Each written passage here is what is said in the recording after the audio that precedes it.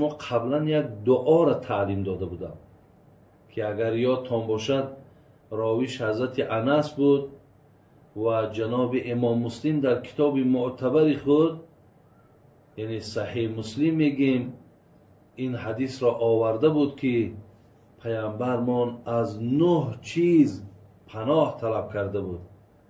من و همچون یک معلم، شما را همچون یک گوش کننده و شما را همچون یک گویم طالب این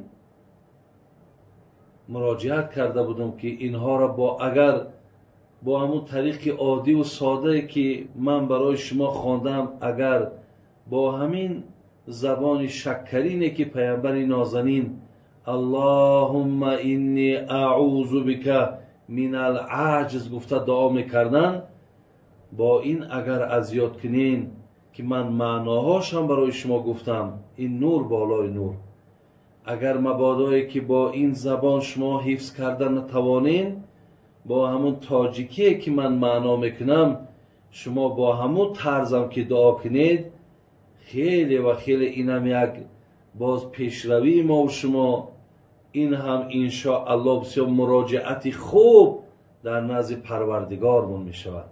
البته برادرای عزیز، شما میدانید که خدای مهربان میگه دعا این عبادت است. الدعا هو العباده، این عبادت است.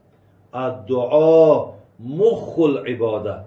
پیامبر نازنین میگه دعا این مغز عبادت است، مغزش. همه چیز برادرای عزیز پوچاق و پوستش نه، مغزش اعتباره. انمی دعا که عبادت باشد، مغز همون دعا هست. برای چی اینقدر مردم ما را بی رغبت دارن؟ یک نفر در قد کوچه میاد سلام میکنه، حاج بابا ده حق من دعا کن. یک زنده من میگذرد، ده حقش دعا کن. ببینید، یک خیر احسان صدقه میکند، دعا کن. هر یک حرکت های ما الحمدلله که به موافق این حدیث های جناب رسول اکرم صلی الله علیه و سلم است. برای همین حتی ما از حدیث های پیامبر داریم که من لم یدعو الله غضب علیه. پیامبر میگه اگر دعا نکنید شما، من به شما غضب میکنم. یعنی من دعا کنید، دستاتون را بردارید به طرف من خواهش کنید، دعا را صدقاً کنید، من تا حاجت های شما را برآورده کنم.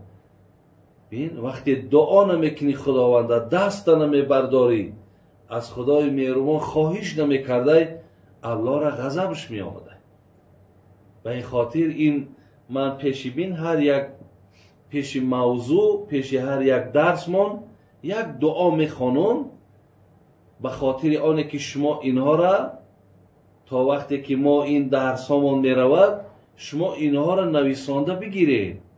زیرا برای شما در هر یک موضع این دعاها را کردن اجازت است. چی در لب دسترخوان باشید، چی در پشت نماز باشید، چی یک کس دعا دادن باشد، این دعاها دعاهای عمومی است.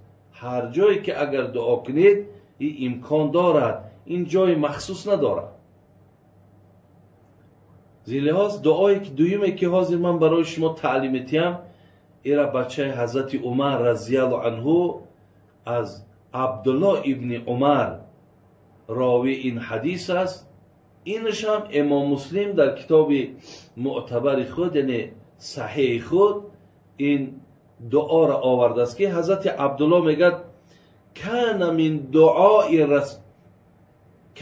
دعای رسول الله صلی الله علیه وسلم. یعنی حضرت عبدالله میگن من یک دعای را که از پیامبر نازنین تعلیم گرفتم، شنیدم، میدانم، برای شما مقصد تعلیم میکنم تا شما هم این دعا را مقصد حفظ کنید و از همین دعای پیغمبر دعا کنید.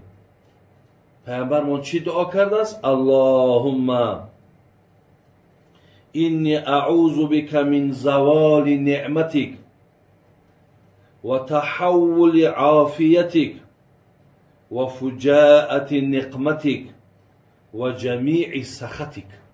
از 4 چیز. این دفعه پیامبرمون از 4 چیز پناه طلب کردن. گفتن بار الهی، ای خدای بزرگ و توانا، ای خدای بی مثل و بی مانند، ای خدایی که یکتا هستی، ای خدایی که بی نیاز هستی، ای خدایی که هیچ توانایی و قدرت به تو برابر شدن نمیتواند. پناه طلب میکنم به سوی تو. یکم، از چی؟ از زوال نعمتک، یعنی از رفتن نعمت به سوی تو پناه طلب میکنم. برادرای عزیز و گرامی، چی نعمت ظاهری باشد، چی نعمت باطنی باشد. پدر و مادرم نعمت های، فرزندم نعمت های، خانه و درم نعمت های، اینمی آرامی کشورمون امروز نعمت های، اینمی آبادی های در کشورمون نعمت های، باران نعمت های، برف نعمت های، شمالم نعمت های. ببینین همه اینا نعمت هم برادر عزیز. تن صحت نعمت های، زبان های گویا نعمت های، گوش میشنود نعمت های، همه اینا نعمت های. نفسی که میبرد نعمت های، نفسی را که فرو میبریم نعمت هست. همه اینها نعمت های الهی هم برادران است. ما یک استاد داشتیم از سودان افریقا بود، و میگفت که همین انسان وقتی گرسنه میشود همین نعمت های. ببینید وقتی آدم گرسنه میشود، این بزرگی قدرت های الهی را بین که وقتی که آدم گرسنه شد، مقصد داخل انسان برای او آگاه میکند که مقصد چیز تناول کن. انا همونی که آگاهت میکنه گرسنه میشه، میگفت همین هم نعمت های. زین لحاظ دعا کردیم خداوندا پناه طلب میکنیم من زوال نعمتی، از رفتن نعمت هایی که در ما داده، از رفتنش پناه طلب میکنیم. خدایا این نعمت های دادگی تا از دست ما نگیر. یک. دو، و تحول عافیتک.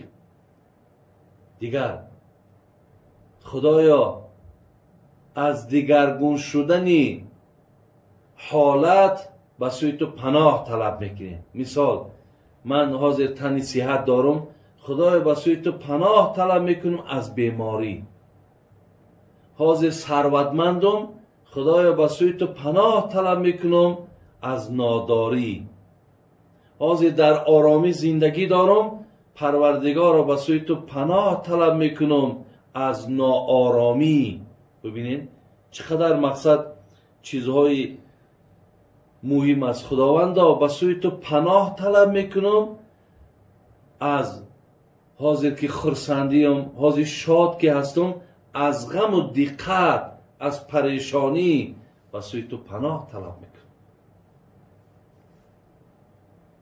و دیگر و فجاعت نقمتک. خدایا از ناگهان آمدن آفت و بلاها به سوی تو پناه طلب میکنم. و جمیع سخطک. خدایا از همه نوع غضب به سوی تو پناه طلب میکنم. چی دعای زیبا برادر عزیز. اللهم اینی اعوذ بک من زوال نعمتک و تحول عافیتک و فجاعت نقمتک و جمیع سخطک. 4 چیز. باز میگویم میتونین که شما ایرا با زبان این از زبان پیامبر من برآمدگی هم حفظ کنین. میتونین معنای را که من برای شما کردم، از رفتن نعمت، از دگرگون شدن حالت، از ناگهان آمدن آفت و بلا و از جمیع غضب‌هایت. شما اگر همین با زبان همین فصیح تاجیکی خودمانم اگر دعا کنین انشاءالله زیبا. اینم یک درسی بود برادر عزیز که من برای شما گفته گذاشتم.